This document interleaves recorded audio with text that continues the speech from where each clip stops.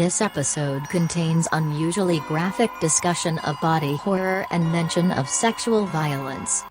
Craig, what would your Cenobite form be like? Oh boy.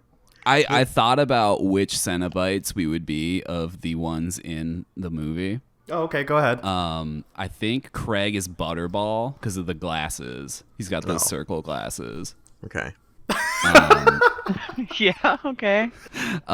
Josh is Chattering Cenobite. Yes, is that the one with no face? Yeah, that's the one with the teeth that chatter. That's my favorite one. Awesome. He at one point has no eyes and then another point has eyes because the actor was very upset about not having eyes in the first movie. So what does that make me, Alex? Alex, what does that make me then of the four? You are Pinhead. Oh, good. I am female Cenobite. The female is I'm what the she's known as. cutest. Literally I'm the called cutest. Female Cenobite. Her name is the female or Deep Throat, depending on who you talk to. Oh, nice. I'm sorry, Deep Throat? If I remember right, yeah, it's Deep Throat. This is really perfect because... It's because her throat is cut open, not because of her head game. Could it be both? Yeah, it could be. It's not because of her Nancy Reagan. Actually, no, it could be for her Nancy Reagan. Who knows? She's a Cenobite, so... Right. When we were watching this movie, every time that the chattering one was on screen, I did do the chattering thing to Matt. Yep. I know. I psychically knew, and I psychically saw the connection there. Oh, okay, cool. I love that for us. I like that none of us are Danielle's the the knowledgeable one. So. Yeah. Here I am with some useless knowledge again. Guess what? It's all about Hellraiser. Gonna tear our souls apart with these facts. Yeah, Danielle can command us with a single word. You summoned me, I came, I have such sights to show you. I don't know, I'm a demon to some, an angel to others, you know.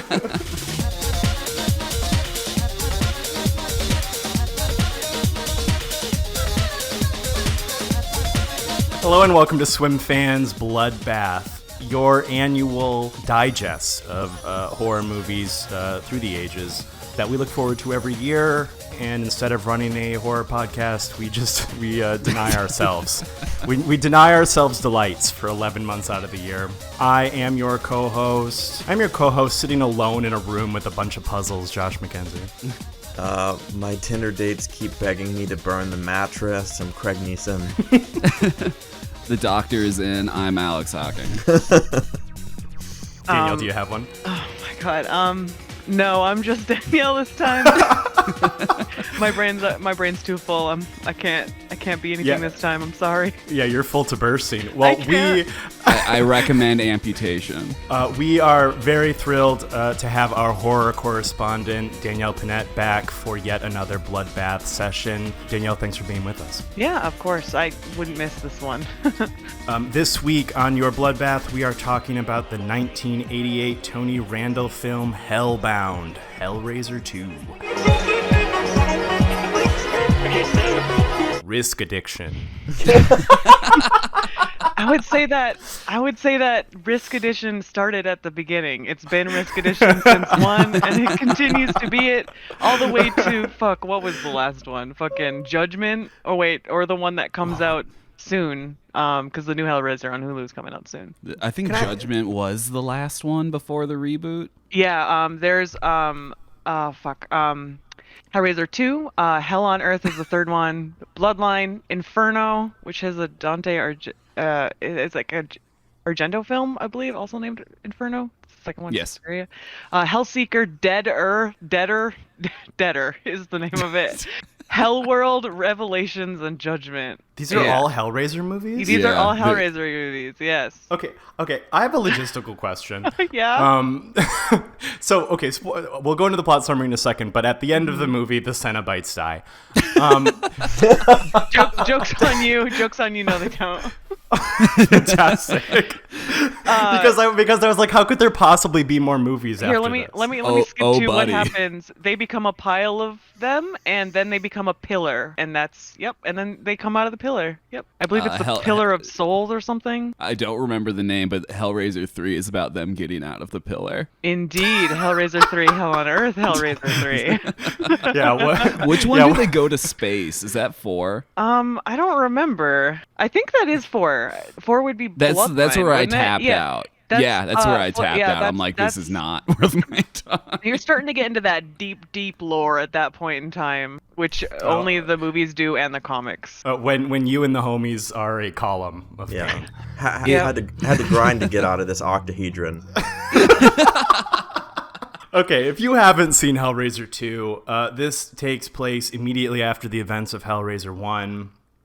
Our main character, Kirsty, she's in a psych ward.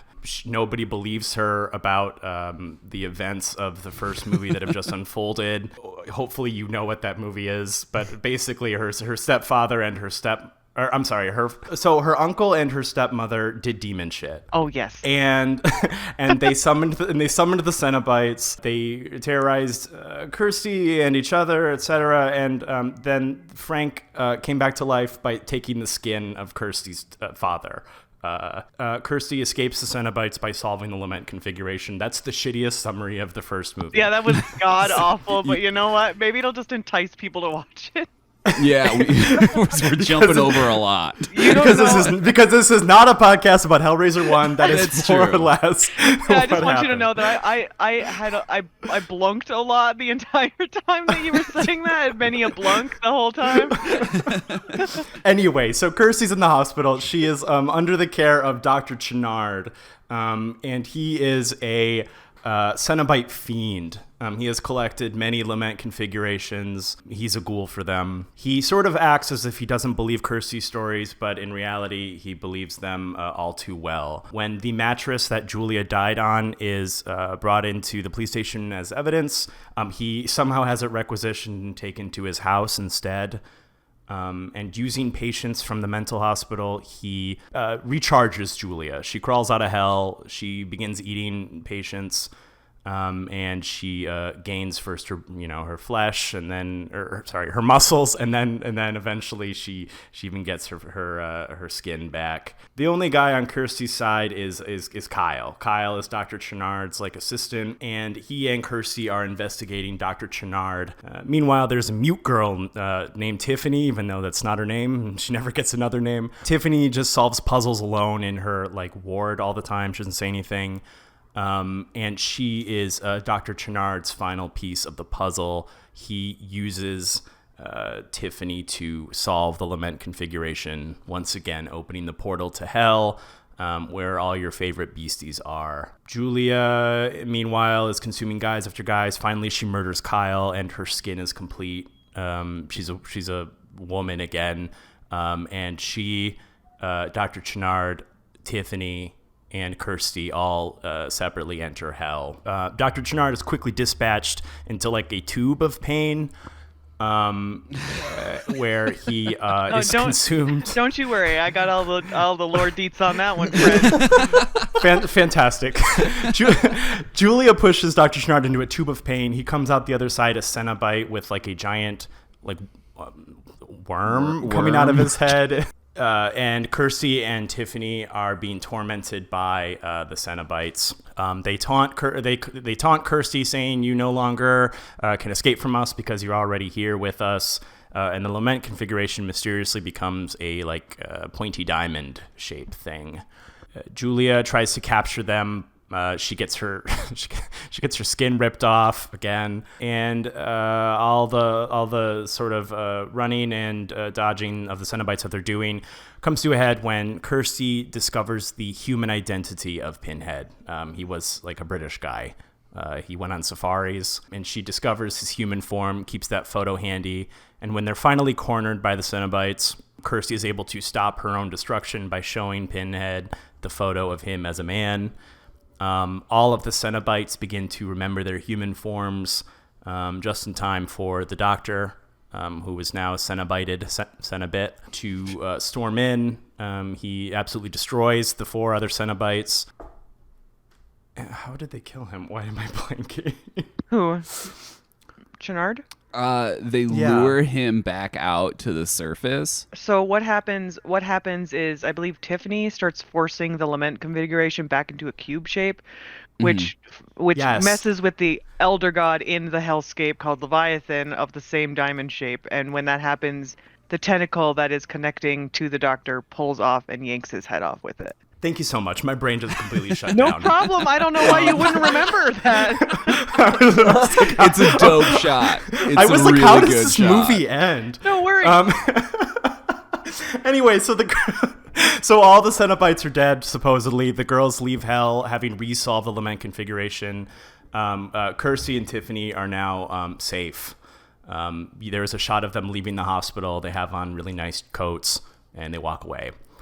In the final scene of the movie, a bunch of movers are taking the belongings out of Dr. Chenard's home. They find the blood-soaked mattress. One of the movers gets close to it. It consumes him, and from the bed, in view of the other mover, from the bed rises a column of dudes.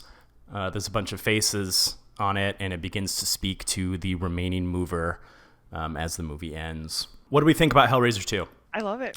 I love all the Hellraisers. Is this your favorite one? No, the first one's my favorite one. But that said, I feel like Hellraiser 2 is made for people that love Hellraiser 1, so This is my favorite Hellraiser. I can understand that. For me, Hellraiser 1, I love Hellraiser 1, but it's kind of, to me, a stepping stone to get to Hellraiser 2, because Hellraiser 2 goes so big and gets really ambitious with its like lore and pushes the effects further. It feels like visually it's somewhere between like Nightmare on Elm Street, Brazil, and like Pee-wee's Playhouse. Like a lot of the effects are like really like really lean into their like stop motionness, and for me it hits the tone a bit better than Hellraiser 1. Hellraiser 1 kind of seems like maybe the tone is a little at odds for the story, because the story is like pitch black in Hellraiser. Like it's probably one of like story-wise one of like the darker of like the mainstream horror franchises. I actually believe that Clive Barker wanted the first movie to be very different. It was supposed to have a lot of darker stuff in it and more sexualized things, and because it was the first of the series, the publishers or the producers were like, oh no.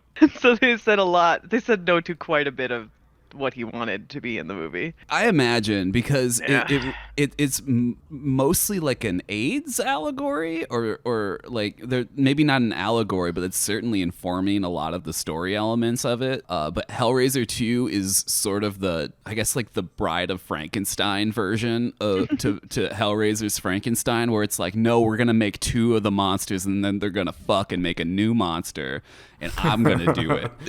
It kind of takes that sort of like unhinged, like how far can we really go with this concept, and then there's also way more with the Cenobites, which is there's very, very little of that in the first one. They're maybe in like 5 minutes of the movie. They're not really the draw, and we go into like the lore and who they are and like what's their place in hell, and then you also see hell, and hell is awesome. It's like maybe my favorite depiction of hell outside of like Swamp Thing, Alan Moore's Swamp Thing. Yeah, I like how big it is. I like how flashy the effects are. It's one of my favorite looking movies of all time. Yeah, I liked this a lot. I saw Hellraiser once, like, I don't know, 7 years ago, and I was stoned when I watched it, so I was very thankful for the recap in this movie. That was really great for me.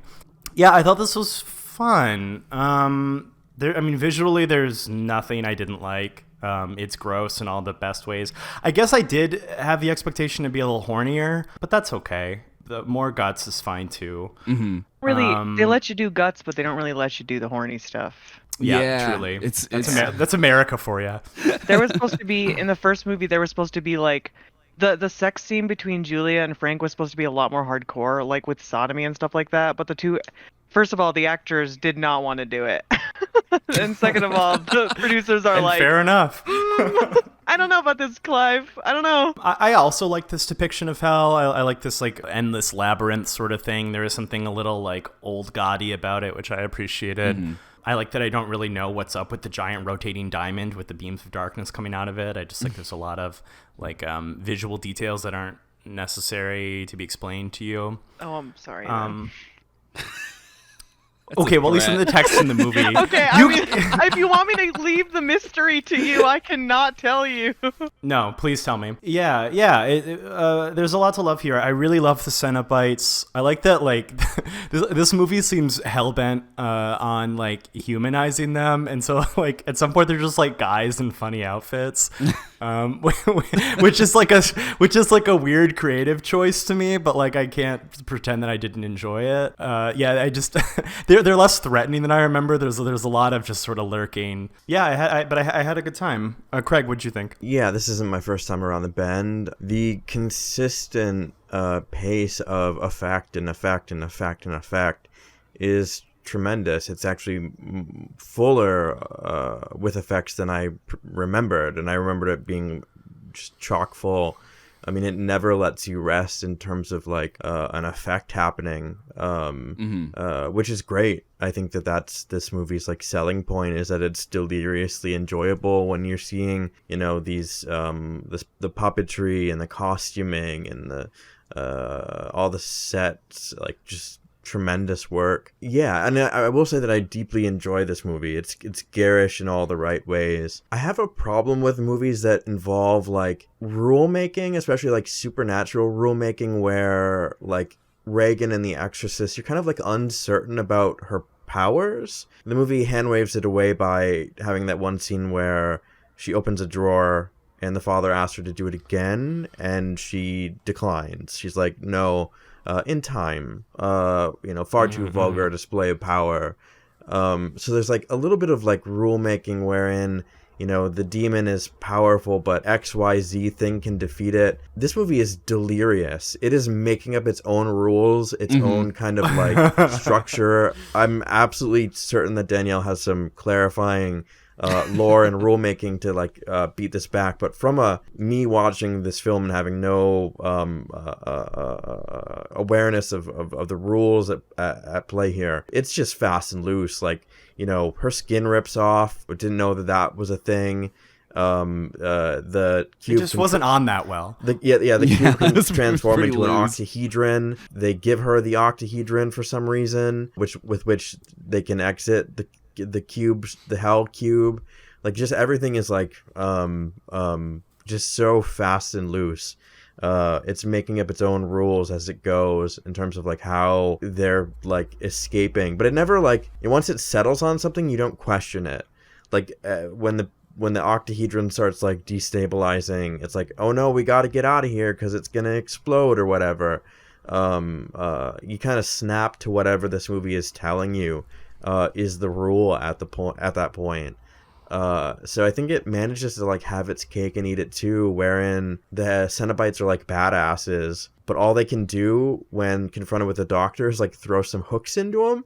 Like just hook stuff. Yeah, they do a couple hook It things. worked on Frank in the first one. But then he cuts them down effortlessly. But I don't know, you don't question it. And I think that's like a really remarkable thing, that this movie is so kind of fast-paced and so self-confident that you never want to be like, wait, what? Like, wait, I don't understand. For real? So, like, to its detriment and to its, like, credit, I think it's fast and loose with how the universe works. So, yeah. Yeah, sorry, that's my biggest, like, brain worm is, like, I really ate my words in the scene where the Dr. Cenobite meets the others, because he walks in, Tiffany and Kirsty are already there, and he's up against the four, and Pinhead just, like, summons those hooks. It's really dope. He does, like, a swishy little finger move, and it's just, like, a shit ton of hooks. And I said to my TV, I was like, yeah, you just became a Cenobite 5 minutes ago. Like, what did you think you could beat them? And then the doctor disposes of them in moments. And I think my Letterboxd review of this movie is the most exquisite pain of all is your whole crew getting cut down by a guy who just became a Cenobite. Well, okay, I can help this little plot hole for you. Technically speaking, he's connected to Leviathan with that tentacle, so it's really Leviathan, the god, that big diamond. working through the Doctor, so it's like them fighting God or Satan or whatever the equivalent is. Oh, Yeah, okay. so that's why he's so powerful. Oh, Yeah. I was gonna say also, just seeing the Hellraiser movies that I have, no one really ever fights back against Pinhead. They're kind of like fucked from second one, you know? Like it's it's that creepy guy. Oh, I'm being torn apart by hooks. I'm dead. You know, Right. There's not a lot of combat going on. So, yeah, you're saying you should have summoned the hook sooner, and maybe there would have been a chance. Yeah.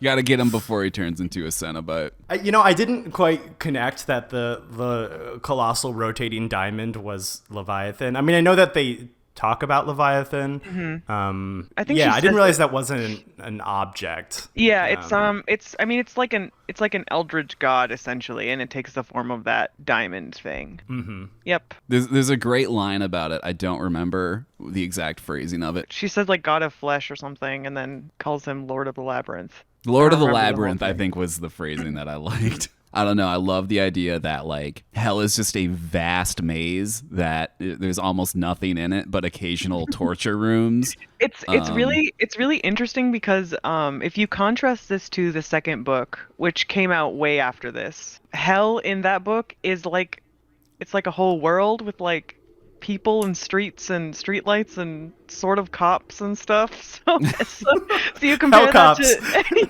yeah. There's like it even says there's like a line in the book that's like the closest they have to cops or something like that. And there's like a whole like Cenobite parade with flesh flags and stuff. But there's like literally, it's completely different from pretty much. It's just a maze in the movies. It's just like this huge labyrinth that's made by Leviathan that has Cenobites in it who torture people but also feed them to Leviathan, and sometimes Leviathan turns them into Cenobites, I guess, if you're good enough. So I had that question as well. Is that who gets to be a? Because I was surprised when the Doctor became a Cenobite. It's a choice. So there's a lot of like lore that is in the comics and stuff like that I actually don't know that well. I only just started picking up the comics because I was really curious since I read the novels. But it seems like it's just kind of like if you are worthy, you become one, and if you're not, then you become like you feed Leviathan. I see. Yeah. If your it's like- heart is pure, then No, it's a little the opposite. Yeah, I was gonna say if you're enough of a freak, they make you a Cenobite. Your heart is impure, you get to be a Cenobite. pure sadism, filled with pure sadism, you get to become a Cenobite. Sadomasochism, they also like it, so whatever. That's a good point. Well, that's what draws everyone to the lament configuration, right?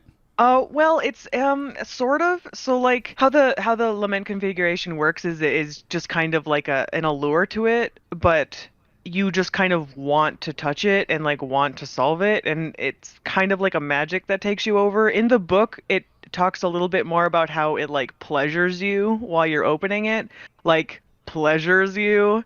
So you're like feeling real good while you do it, but also in the books it also just does itself if you touch it a little bit, which is really unfair, I think. It'll just solve itself. Yes. He like there's a detective, I believe Harold, and he's doing the box, and he's like, yeah, nice, and then he's like, wait, and he puts it down, and then it just keeps solving itself, and he's like, what? I don't remember hearing about that, and then it happens, and it's too late. Sorry. Okay, yeah, no, I thought this was like Millennium Puzzle rules, and you really got to work for it to get the. It wants. There's a lot of lines about it wanting to be opened and open it up, and it just keeps going at it like that. You're like, oh, okay, I understand. This is sex that is happening here. All right. The box wants to fuck. Yes, that is pretty much what you were reading in the book. It's I guess- weird because Hellraiser 1, Kirsty basically solves it by accident. She's just sort of like fiddling with it, and then then she solves it, and then the Cenobites come in, and she's like, oh, that's what it's for. Yeah. And in this one, they have to get like the puzzle savant to like lock her in a room with it until she solves it. I don't know what's with that because, like, I don't know if the doctor thinks that he's not going to be able to do it or if he just wants, like, a scapegoat and makes her be the one that opens Oh. it. But then even when the Cenobites show up, they're like, no, not her. There's a dude behind a wall. Get that guy. Yeah. Yeah, I guess my impression was he was putting her into like puzzle gulag so that she would be skilled enough to unlock the lament configuration. Well, he No, locks her in I a get it. cell. That's true. That's a yeah. It's a brutal way to describe it. Jesus. I mean, they don't even give her a bed. No, they don't. She's just on the floor all the time. It's true. It just puzzles. Like, move the death mattress. I At gotta least put give- this puzzle girl right here. At least give her like an IKEA frame to solve or something. I wanted to comment about like the commentary that you guys were making on like how you don't know the lore, but it was still like really enjoyable experience to you. And I think there's really something to say about this movie and like why it's so good to like a pretty wide audience is because it's when a movie is super confident about what it is giving to you, it's already like attractive. It's like, oh, this is really like it just knows what it is. Like, okay, I'm sitting here, I'm ready. You're telling me your spiel and I believe you, sure. But at the same time, there's so much there that, like, for someone like me that likes to dive into the lore of a movie, I can just swim in it. There's so much of it.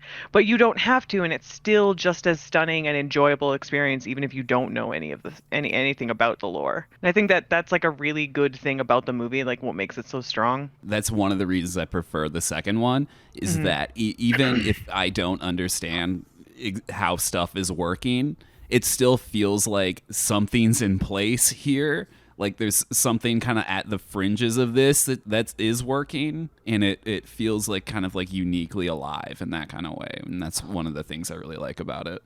Yeah. Yeah, that's interesting. This movie does feel really confident. I mean, you multiple people have said it by now, but like the way that it sort of barrels ahead is really, I mean, not even in like a selling my disbelief kind of sense, but just like, I don't know, maybe it's just because this movie just has so much momentum to it. Like there's like someone's always getting ripped. There's so like fast, yeah, somebody's got to get torn apart every 3 scenes.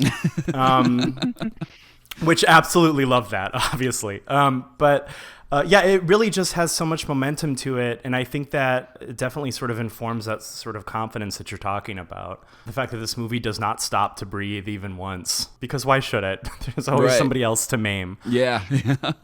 If you're coming from the first movie as well, I was kind of saying the tone of the first one is that I think they're really going for like a much darker tone than this one is. Like this one to tell me more about that. Like this one to me is like joyous, and like the back hour of this movie is me laughing and clapping my hands. But the first one is, I think they're really trying to give you like this dark family subversion narrative and pumping it full of like hellish imagery, like a kind of a cannibalism, and like a creepy skinless dude that lives in the attic of this like otherwise normal seeming family. I think it's also extremely confident, but I don't think it's as like tonally sound, because I think a lot of the people are like really like projecting their emotions and like on like something that I would say kind of like verges on melodrama, but the story is so small that it feels like they're maybe like just overacting a bit. And in this one, the story is so huge.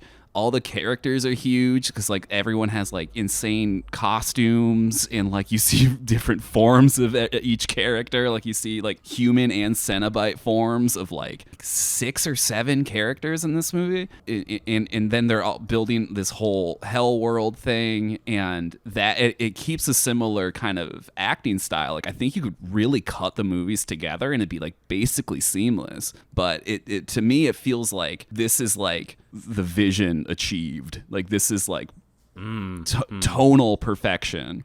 And this is not, I'm not trying to like shit on the first one. I really love the first one. But this is like, oh you hit it. Like this is like a bullseye to me. I really think they really killed it on this one. Yeah, it's a really good example of what you have to do in order to make a movie rather than other types of like media. So like the first one, I say that because the first one follows the book pretty closely. And so they like make the choice to make the first movie very much like it. They make some changes, like Christy in the book isn't actually the daughter. She's just kind of like this mousy friend of the dad, but that was kind of like an awkward relationship, I think, and so they changed it. And so it's pretty the same. And then like the second movie, I believe the second movie was just made like as a movie because it was made the next year. So they might have even had this like in mind for what they wanted to do. Yeah. And they have like more of a budget now. They kind of know what people want. There's also been other crazy movies like Nightmare on Elm Street, a bunch of other movies that kind of influenced where horror was at that time. So you can kind of see like why they were like, yeah, let's just go big. Like these nightmare realms, yeah, just slap it all in there, which is great because there is a lot of ideas in there that Clive Barker puts in his books later on.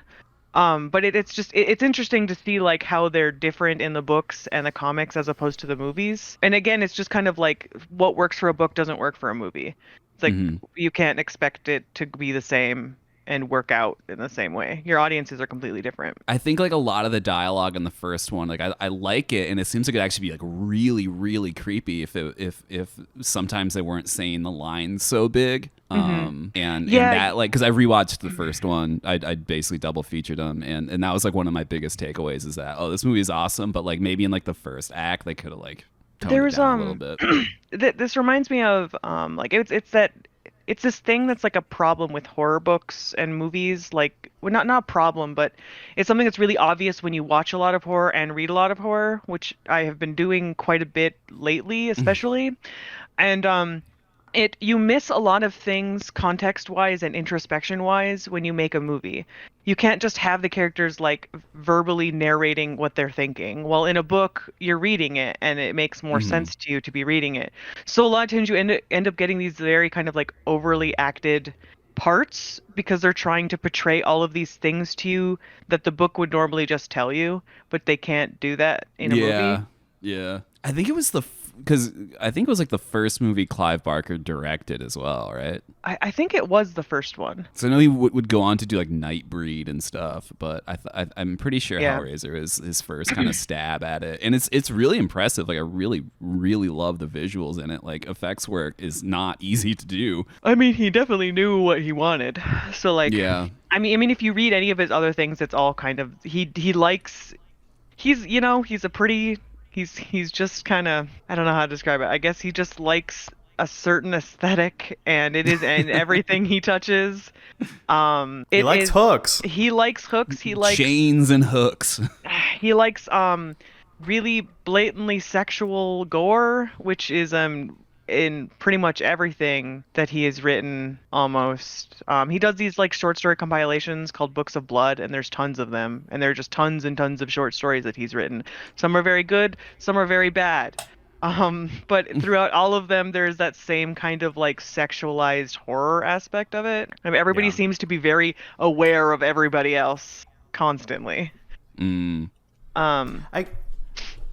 guess as like a pretty much a novice to this series. I guess this isn't a complaint so much. It's not really a critique, but like I guess I did expect, even though they're working within a Hollywood framework, which is puritanical with regards to sexuality, I guess I still expected it to be a little more sexual, especially because their whole deal is that they're like perverts. Like supernatural perverts. And I often found myself forgetting that their whole deal was like sadomasochism from beyond the grave. And I mean it's completely just me speaking without any knowledge of the lore or anything like that, but I guess that was sort of the preconception I had, and that felt sort of lacking to me. Even though I know that they're not necessarily the Cenobites aren't necessarily like active characters so much as they're like creepy watchers for a lot of the movies, if that's correct. Nope. An assumption? No? Okay. Well, well, in that case, they just stand around a lot. Well, and I thought they'd be bigger freaks. Yeah, they're supposed to be. It's supposed to be more going on. In the next movies after this and in the comics, the Cenobites are really like pretty much there for them. Like even in like the first comic, you immediately go to hell with Pinhead and the female who are just chilling and apparently have a romantic relationship. I don't know. And there you get to, I guess, even though I don't know. But yeah, they go to hell and they're talking about stuff. they speak about what Pinhead would like to do, his ultimate goal at this point in time, which at what Pinhead is essentially like this elder demon that has been many people or one person, depending on what canon you're going from. And in the comic, he wants to become a human again because he wants a chance to get back into heaven. And so he has to find a new Pinhead, and supply the new Pinhead to Leviathan, who ends up being Kirsty from the movies. Yeah, she becomes the new Pinhead in order to help her friends, only to find out then her friends are forcibly turned into Cenobites as well, after making Pinhead a human again. And he just kind of shows up and he's like, yeah, I'm a dude now, covered in blood. Woo. Yep. and then he's just a guy? He's just a guy at that point. That's as far as I've gotten, and I am very curious to see what else is going on there. In the book, Scarlet Gospels, which came out like way later, it came out in like 2015. Yeah, it's a pretty new book compared to everything else. It took Clive Barker a really long time to figure out what he wanted to do for it. And there was a lot of changing. It ended up being really long and then getting shortened and then really long again. But in the book, the story is completely and utterly different. And essentially, Pinhead is trying to go on a religious pilgrimage to team up with Satan and return hell to a different state. And then finds that Satan has been long dead because he made a death chair that caused him to be dead, quote unquote, because he can never die. So he needs a chair that keeps him dead.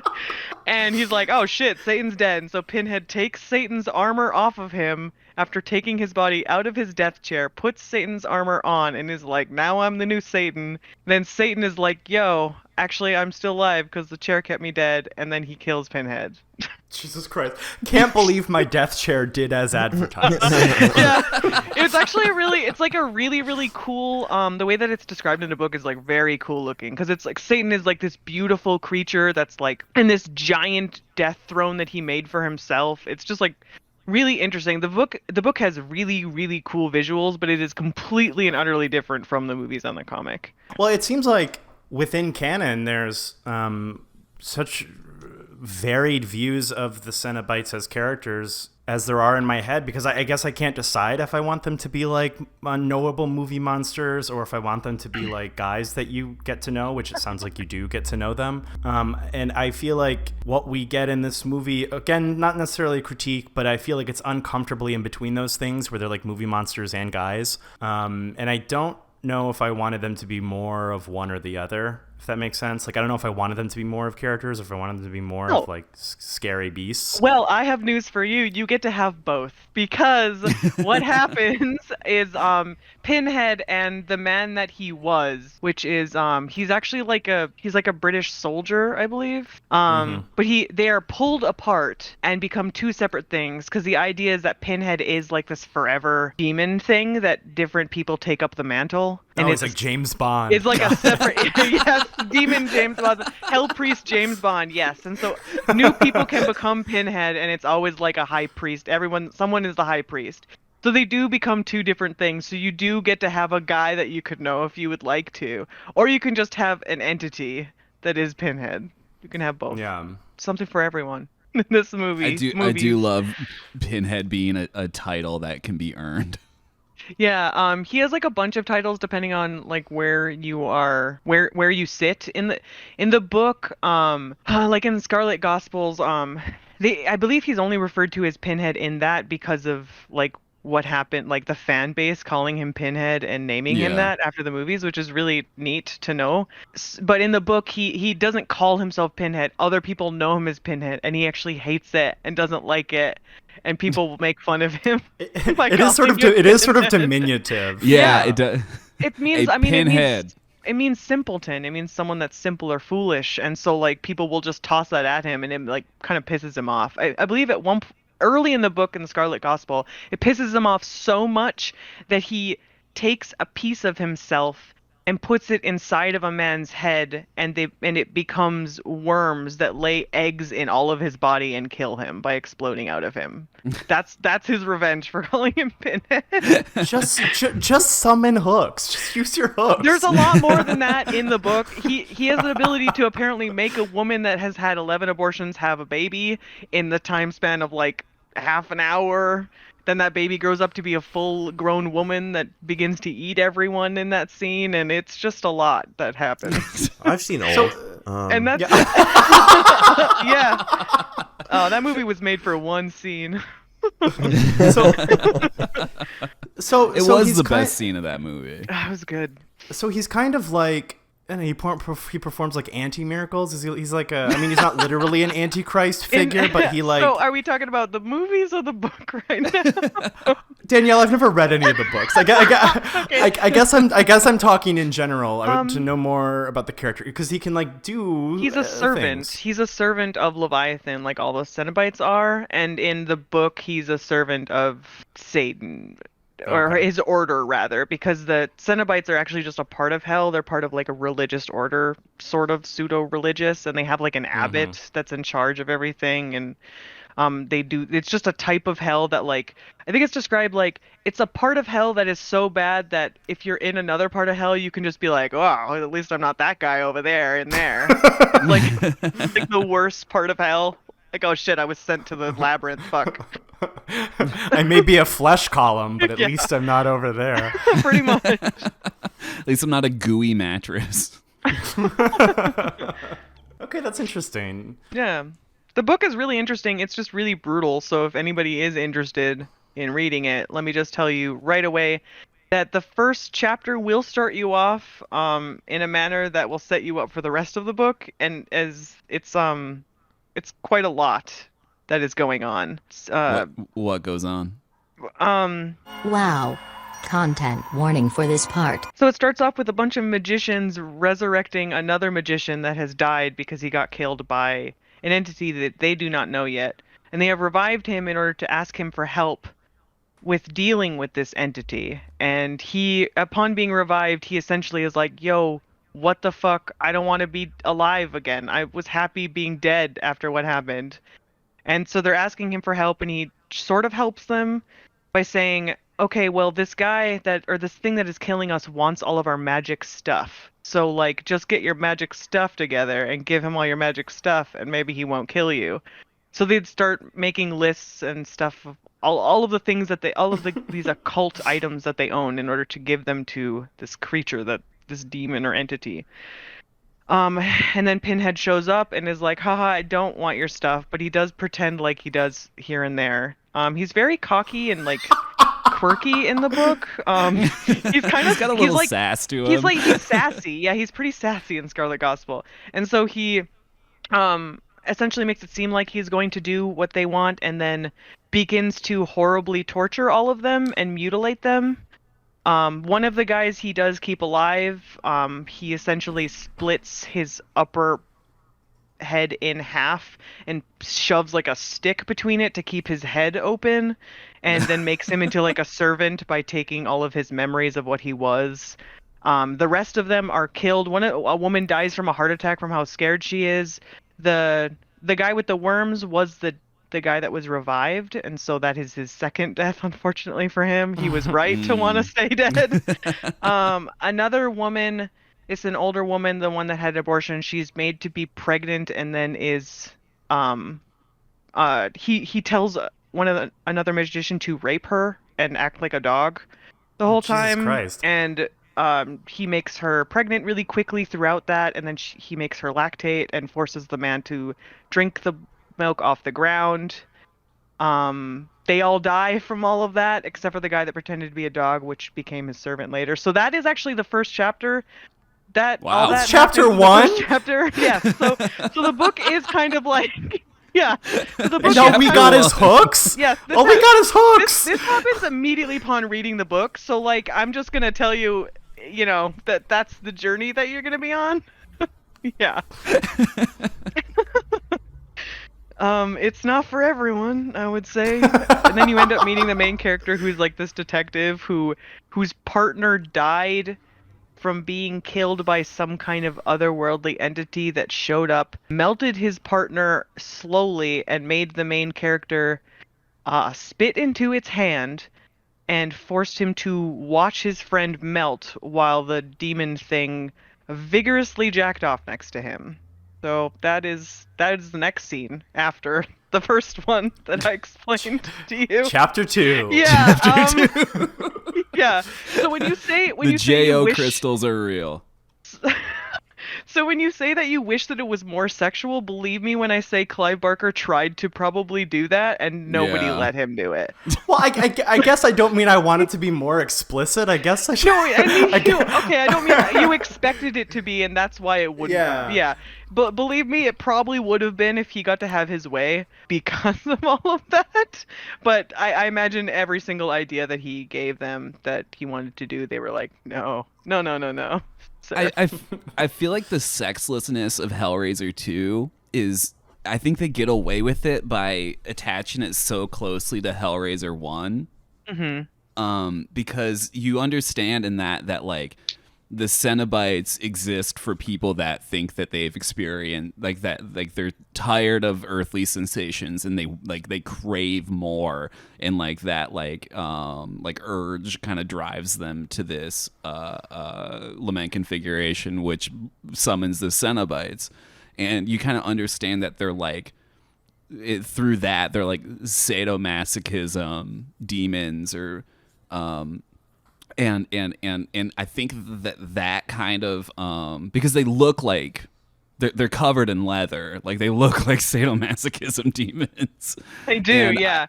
I think that just that residual energy, especially double featuring them, just sort of like sticks around with them in their designs. But you're right. I've actually never thought about it before, but there isn't a lot of that in. Too, and they don't really explain a lot of that either in that flashback. Mm-hmm. They I know Clive Barker's big influence for the way that the Cenobites looked actually came from, they might have more, but I know the two big ones are specifically African masks, which there's a little nod to that in the second movie, because they're like on one of the walls. You like see them as like decoration in Chenard's house, and also like the BDSM scene at the time when he was making this. So like those two things like were big factors in like how he wanted them to look. And fun fact, for the nails on his head, they actually wanted to make them pins, but the camera couldn't really pick them up well enough. I could see they just that. they just didn't catch the light well enough, so they ended up making them nails because of that, and the nails ended up becoming like the main thing. Like in Scarlet Gospel, they're described as nails that were once gold. But before, like, they just referred to him as Pinhead. And Clive Barker's like super gay, right? I don't know. I don't know anything about his personal life. Oh, I thought he was gay, and like that's why there's like it's sort of about like AIDS, the AIDS crisis, and there's such like a leather thing. Yeah. Okay. I think maybe I should do some Googling. No, really I mean, quick. I think he is gay. I believe he is. I know that he while you can see a lot of kind of like his like political and social interests in his books of blood, because there's so many stories, so you get to see like just many different ideas that he has like all shoved into one, or many books rather. And he does have a lot of instances where like, oh wow, he was writing about stuff that a lot of people didn't really write about that much. He's gay. He is gay. I Yep. googled All right. it. Cool. Yeah. In that case, this movie should have been gayer. Yeah, I know. There's a cool short story that he did. I believe it is in the first book. I can't remember the name of it exactly, but the plot line follows this gay couple that is like on holiday, and they're driving around, and they find these two huge colossi creatures in the middle of nowhere that are like in this unending fight with each other, only to find out that these golems are constructed of like two towns or cities, or like two groups of people that used their bodies as the pieces of these two golems, and they just continuously fight them over and over and kill each other over and over and over again and rebuild these golems out of their bodies. It's very interesting, very cool. But I remember like not expecting it was just so casually a gay couple, and I was like, oh, it's not even part of like that wasn't like a big crux of the story. It was just there, which was just nice that it was just there. Like it's normal, everyone. Hello. Please. Yeah, gay people are allowed to be haunted by giant golems made of people as well. Oh man, it was funny. One of Gay them people dies. can go to hell too. Well, no, one of them dies, and the other one's like, "Take me, I want to be in there." Wild. Sorry, I just wanted to talk. I just want to talk a little bit about Claire Higgins in this movie, the actress who plays Julia, Queen. Yeah, she's great. Yes. Icon. She from slithering without any flesh to a regular woman in a gown. She absolutely steals whatever scene she's in, regardless of how alive she is or isn't. Oh man, she is fantastic in everything. In all of these movies, she's so good. Mm-hmm.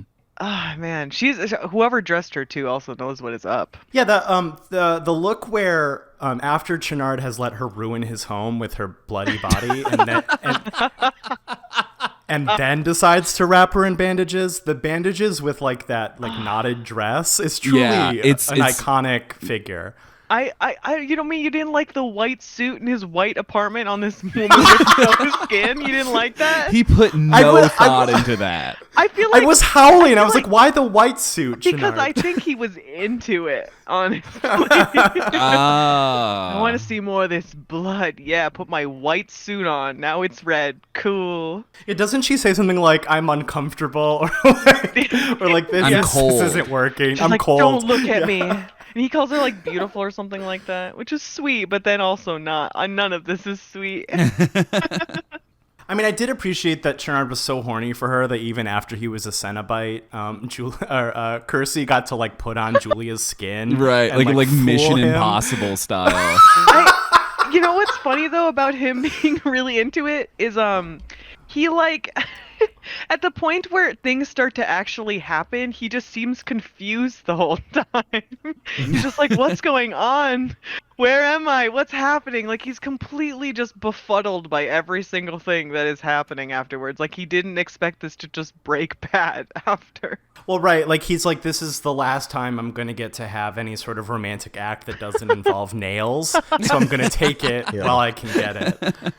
This is my final chain and hookless love.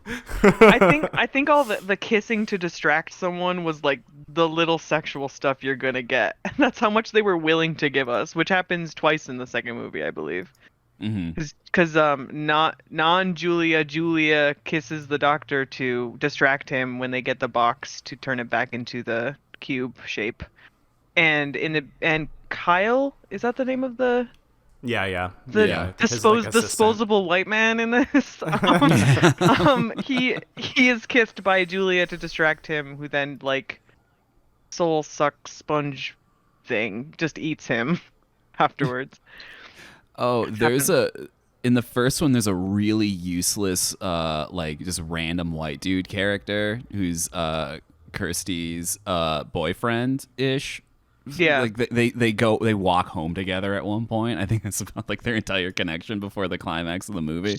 He was made just for that movie though, so he wasn't like, he was just there to be like, look, heterosexual, not weird, no weird relationships here, because in the book, Kirsty just is interested in the person that plays her father in the movie, because she's just like his friend in that one, which is like kind of an awkward relationship to have in a movie in that period of time. So they were just like, well, we don't really know what to do with this. Yeah, there'd have to be a lot of dialogue to support that relationship. Yeah, it just wouldn't work. And they also like lampshade how useless he is as well, because after he shows up and Kirsty's trying to solve the little men configuration to send the Cenobites, each Cenobite back to hell, he tries to like take it from her in a moment of distress, and she just slaps his hand away like, fuck off. I do not need you for this. You cannot. Babe, I got the hell puzzle unlocked. Yeah. Useless character. Shush. I also noticed they don't send Butterball back. That's my sin thought for Hellraiser 1 is that we don't even get him in the third movie. We get CD Head instead. Yeah, CD Head's pretty good. CD like compact disc? Yes, like Correct. like compact disc. It's a man with that, as there's 3 of them in his head, and he has like a disc mouth thing that the disc can go in, and he shoots discs, and he's CD head. Wow, that is a bummer. Like you, like you enter the pain tube and you come out the guy who can shoot CDs out of his mouth. It fucking sucks. You should have. There's actually a really cool Cenobite design in that one where this character gets like this kind of jackhammer thing in his head that just keeps like fucking his head the whole time, and he just seems like super like really into it the whole time. As soon as he becomes this Cenobite, it just constantly keeps like pumping into his head, and it's like, wow, all right, okay. Yeah, sure. See, at least that one's interesting. Yeah, I'd say if you have a fun time with Hellraiser 2, watch Hellraiser 3. It's worth watching, and it's not. Worth it's 4 is like I tell this story a lot, but like when Shadow the Hedgehog came out, it's like a huge Sonic the Hedgehog fan. And when Shadow the Hedgehog came out, it's like, fuck you, fuck this, I'm done. And that's basically the reaction I had to Hellraiser 4. Yeah, Hellraiser 4, there's like that's like when the space station is made that is meant to close the gateway and stop hell from ever opening up again. It's called the Elysium configuration, but it's a space station. Yeah. Just watch Event Horizon instead. It's like okay, I'm looking at a photo of the CD head. It would be scarier. It would be more upsetting if the CD was vertical and it was like a terrifyingly stuck open. That would be much more upsetting. Oh no, yeah. They went the stupid way. Imagine getting like I don't know, being cursed eternity with an obsolete like media format jammed in your skull. I know people still use CDs, but like imagine I'm the Betamax Cenobite. That's the most brutal thing of all. Incredibly brutal that. It's got like AOL free trials in his fucking head forever. Imagine being the MP3 Cenobite. There's a camera head too. He's got a camera in his head. Oh shit, that's me. That's it. I have another lore question. What are the powers of the girl and the Chatterer and the Butterball? What do they do? What can they do? That's very funny of you to ask, because nothing. Do they also shoot hooks? They all have like the same sort of like powers, I would say. I mean, in the book, they're not really anything. And it's implied that Cenobites can just do a bunch of really weird body horror shit in general. It's like part of their whole shtick. But in the movies, it's just kind of they all kind of have that sort of vibe, I would say. There's too much standing around and lurking. I'm gonna say it. They need to do more stuff. It's tough. Some of the stuff that goes on I don't know that it's. The thing about it is, like, this shit is so fun to look at, but it does take a lot of effort to do, and I don't know if they necessarily have the budget anymore later on. Yeah. There's some really cool visuals in the Scarlet Gospel that I wonder if, like, perhaps they were going to use, like, he never got to use in the movies or something. I was going to say, I think kind of throughout its history, it was, like, more of a lower budget affair. I mean, most of the horror movies from the 80s were kind of low budget. Yeah. And then when you get to like the 2000s era of Hellraiser, it's like you're just going straight to video. Like I watched the one where they go to a Hellraiser MMO themed rave. No. No. Yeah, it was basically just a slasher movie at that point. Like it's not Hellraiser Online. I'm not. You're pretty close to the tagline, I think. Great. It's called the Hellraiser Hellworld. I think Hellworld is the name of the MMO RPG that they're all playing, and that's like, I don't know, like the 7th movie or something. Yeah, it's I do not recommend Hellraiser Hellworld. The first movie, I believe, maybe the second as well. They did a really low budget, and they actually ran out of money and had to do a lot of like things in order to get around the fact that they didn't have any more money and couldn't get more money. So there's a lot of effects that are like, I believe, when Pinhead gets like up in the air like he's floating. Mm-hmm. That's like a seesaw, like a big seesaw that he's on one end and a bigger guy is on the other end to get him up. Like that's like they do effects like that. Like they really have to work on a low budget, and it's like really impressive the things they had to do. That rocks. Yeah. Like, that's so cool. It is really Yeah, no- cool. You should look up like some of the things that they had to end up doing just because they didn't have the money to do it. Yeah, I burned this entire episode asking like Pinhead questions, but like the special effects in this movie are to die for. Right. Yeah, they're fantastic. They're extravagant for the time. Also, the tagline of Hellraiser Hellworld is "Evil goes online," and the cover is like Pinhead like tinted green with like Matrix style ones and zeros over his face. Pinhead has a Tor browser. Yeah. It's actually funny. The guy that played Pinhead, no one ever saw him, like the actor, ever. They would just see Pinhead show up on set after getting his makeup all done and then leave. And so there was like a party that he went to, and nobody knew who he was, and nobody was treating him like he was being treated like he was just some guy. And it was and he was really upset about it and got really pissed off about it, only to find out, oh, they literally don't know that I was Pinhead the whole time because his makeup was so like that was all that they knew of him. Oh my god. It's that meme. It's that meme of the guy in the corner at the They don't know that I'm Pinhead. They don't know that I'm Pinhead. It's literally that. It literally is that. It's really sad. Poor Doug.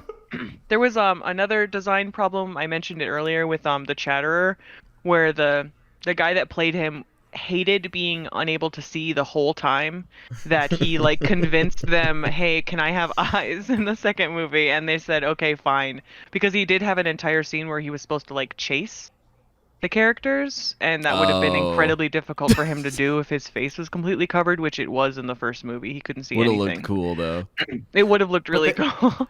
But they didn't have that scene in this movie, so it makes me feel like they're like, no, you may not have eyes, but you also will not chase them. Just chatter. You don't you don't get a scene, but we will give you eyes. Less whining, more chattering. More teeth.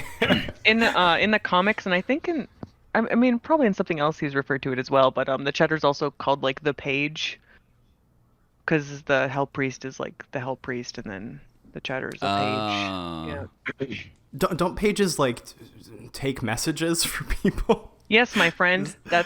They just call him that. Cenobite secretary. I have a logistics problem with the Hell movie? No, that's awesome. You know, the special effects are so cool. Like, I love all the different ways people can get flayed. All like the corpse effects are amazing. The mattress is disgusting. I had a very visceral reaction to like the piles of viscera that Julia left behind when she crawled up out of hell. Mm-hmm. Yeah, I mean, visually, what a feast. And all the special effects with hell are great too. Like when they're in Chernard's office, and then like hell is just a panel in the wall that opens up. That looks really cool. Yeah, there's a lot of really beautiful like paintings that they do for it that I really like. Yeah, compositing them onto that giant matte painting that's the Labyrinth of Hell is great. That illusion completely worked for me. I was like, that looks amazing. Well done. Were there bugs in this one? There was cockroaches in. There's cockroaches and maggots in the Kirsty's. first one. Yeah. The people hallucinate bugs. Yeah, there's the. I wanted to talk about the right. mattress guy. Yeah, the mattress guy. Because it's really bizarre. Because I don't know, this might be a sin thought, so please forgive me. Mm-hmm. The hospital that Kirsty is taken to after the events of Hellraiser 1, and just she's not hospitalized at the end of Hellraiser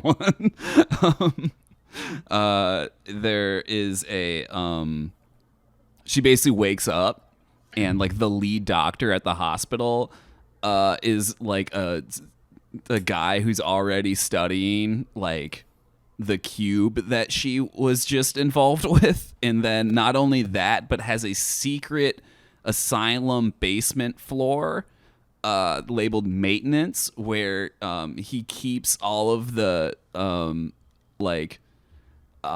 most crazy people in his hospital, in like a horror asylum, like the ones we would see in Disturbing Behavior, or what was the other one? Don't Say a Word, where it's like, oh, this is a haunted. You've built a haunted asylum. There's just exposed pipes everywhere. And then it's like a guy who hallucinates bugs all over himself, and he just gives him a razor blade and puts him on a mattress that he think will summon someone if it gets blood on it. And then he just starts cutting himself up like guinea pig style, in like a way that is like probably the most upsetting part of the movie. It actually is hard to watch, yeah, because I don't know. I found it really like sad too, and then like well, yeah, because Chenard's like victimizing these people. Yeah. with, Oh yeah. like severe and untreated mental illness to feed his like sex demons. Hot goth GF. And I mean, at that point, he's not even like a sex demon guy. He's an aspiring sex demon guy. Right. Yeah. So all of this It's is in service aspirational of a for kind him. of working theory that he has. You know, he's got he's like a huge fangirl of the Cenobites. It's in service of his degloved GF. Yeah. That face when Bay has no flesh. There is actually a documentary movie that I didn't end up watching before this. I really wanted to. It's Leviathan, the story of Hellraiser and Hellbound. So it like is just about the first two movies. I want to watch it. Cool. I think it'd be really interesting to see. Yeah, I know that some of the effects, like it's very like like Phenomena. We were talking about all the goo and stuff that's used in that. Okay, Danielle, I was thinking that when watching the mattress scene. I was like, how come every time Danielle comes on the show, it's goo related? I like it when it's wet. I like wet things better when it's wet. I had this thought when she was writhing, when skinless Julia was writhing. She's just I was covered in it. thinking She's of glistening. She's beautiful. I was thinking of the mint smell of the pit in Phenomena, and it was making me sick. Yeah, man, I just like it when it's wet. Although I was a little bit sad because they don't really do in the first movie. They have a lot of puppets in that movie. Yeah. Everything from like Frank becoming a body again to like the soul sucked people where all their essence is being sucked out of them. They didn't really do that in the second movie because their budget went somewhere else, I imagine. When she's kind of like just like slip and sliding all over his room and like grabbing the guy, they just kind of like push him to the side and don't let you see like how deteriorated he is, which in the first movie they really gave you a lot of that. They like had a lot of these kind of like physical props.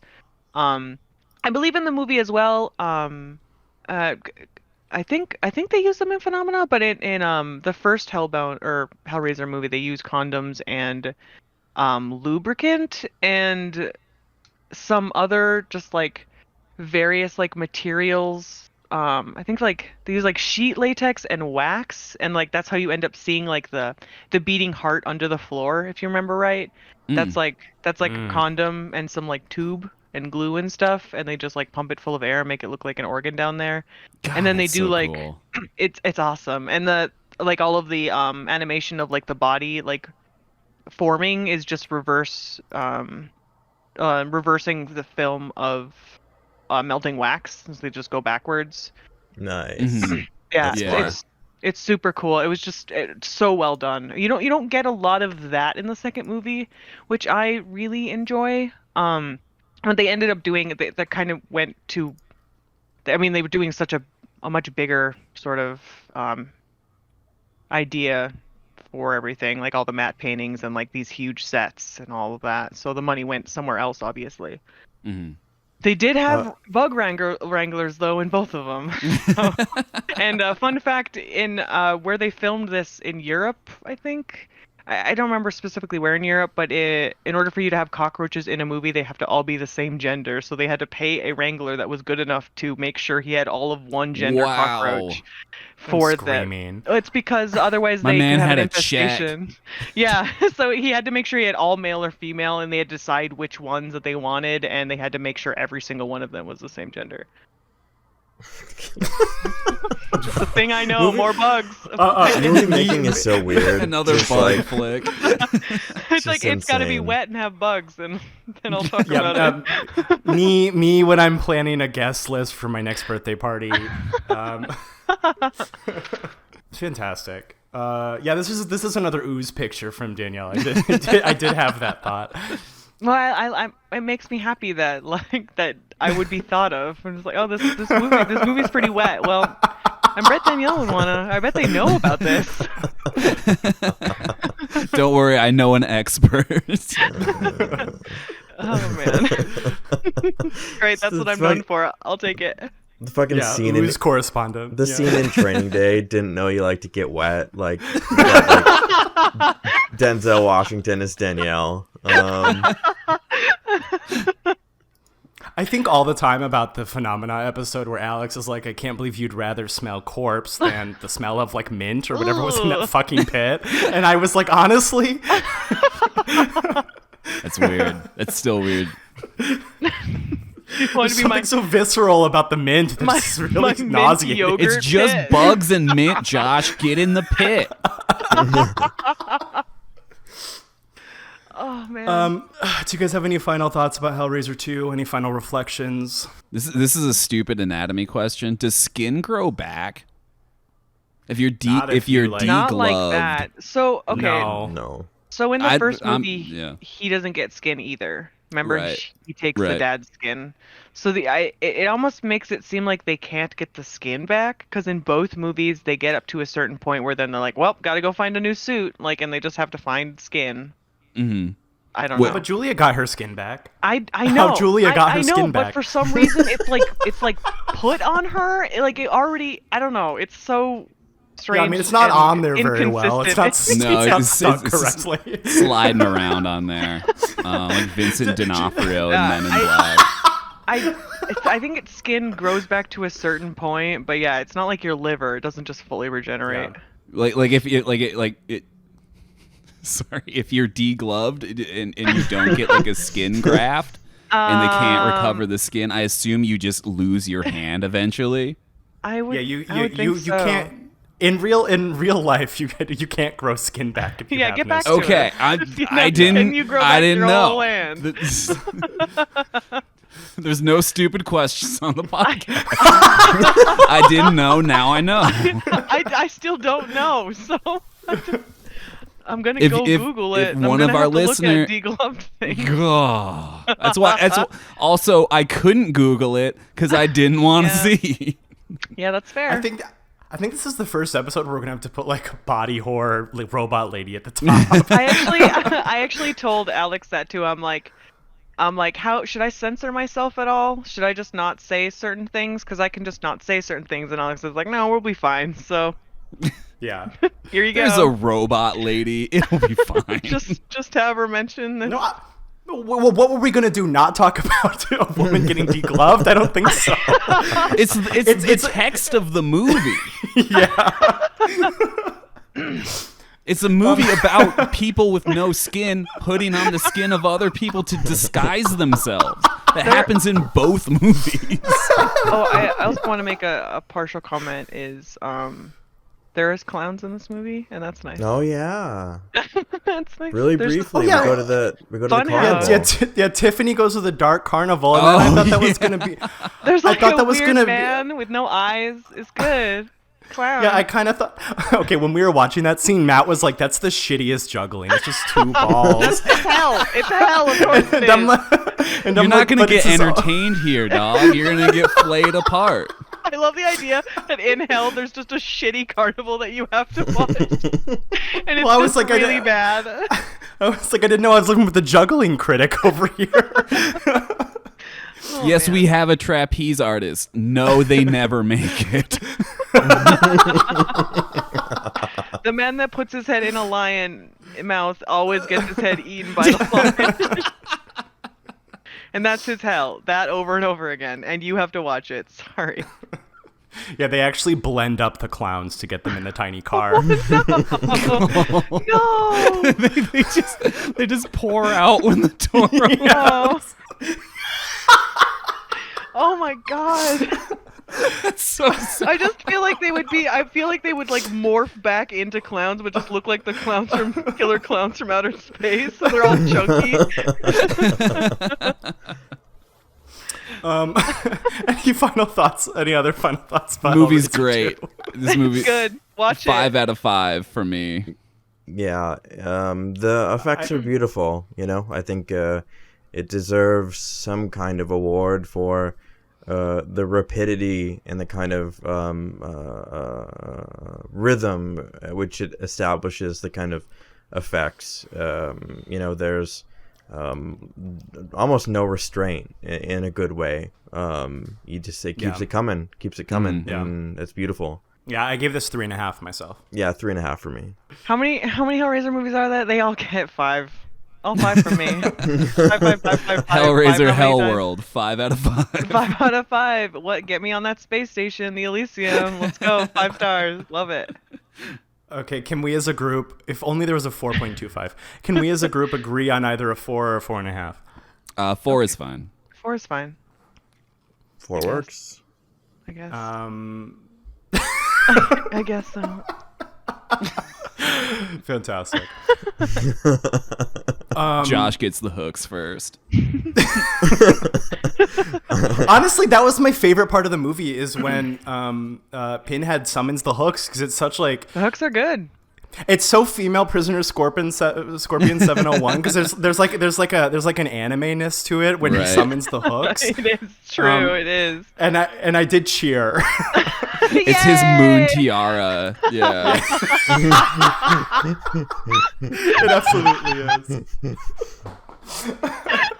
Oh, holy crap. Yes. Well, you can find the show, Me Eternally Strung Up in Hooks. You can find the show on all the social medias. Use your Swimfans pod, Twitter, Instagram, and Letterboxd. You can find the show wherever you get your podcasts. That's Spotify, Stitcher, Apple Podcasts. Please leave us a rating. Please leave us a review. Or you yourself will never escape the labyrinth. We won't let you out. We won't solve the diamond for you. You're already here, so. You're already here. Always were. Danielle, do you have anything to plug for us? Where can they find you online? I have a Twitter account where I mostly just post horror-y things or art or what have you, and it's at Hemorrhedge, HEMORRHEDGE, Hemorrhedge. Yep.